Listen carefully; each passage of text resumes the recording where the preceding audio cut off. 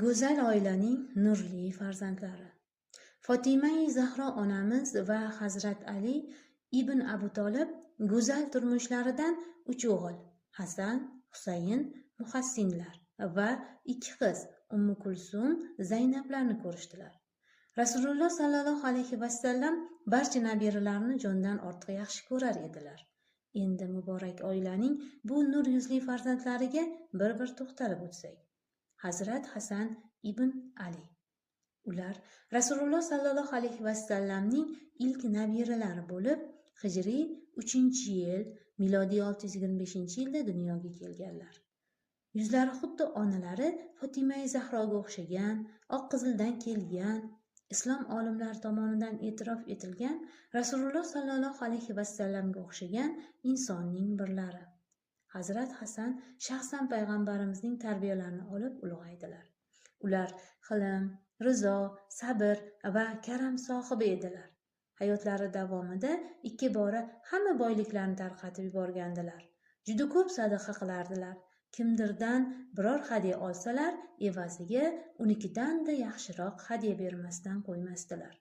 Otalari Hazrat Ali vafot qilganlaridan keyin xalifa etib saylandilar. Kufa, Basra, Iroq, Xorason, Makka, Madina, Hijoz va Yaman ularning tasarrufida edi. Xalifalikning qolgan yerlari Muoviyaga bo'ysunardi. Bag'dod yaqinidagi Anbar degan qishloqda ikkisining o'rtalarida jang bo'ladigan vaziyat yuzaga kelgandi. Mana shunday vaqtda Hazrat Hasan musulmonlarning qonlari to'kilishini istamay xalifalikni Muoviyaga topshirdilar.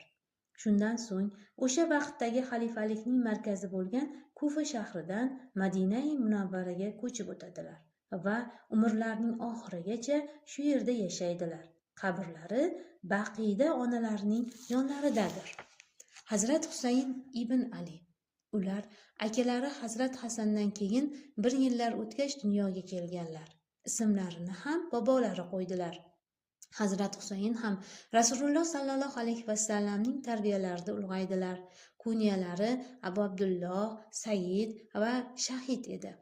Iroqning Karbala dashtida vafot topdilar. Hazrat Muhassin ibn Ali. Ayrim manbalarda ismi Muhsin deyilgan.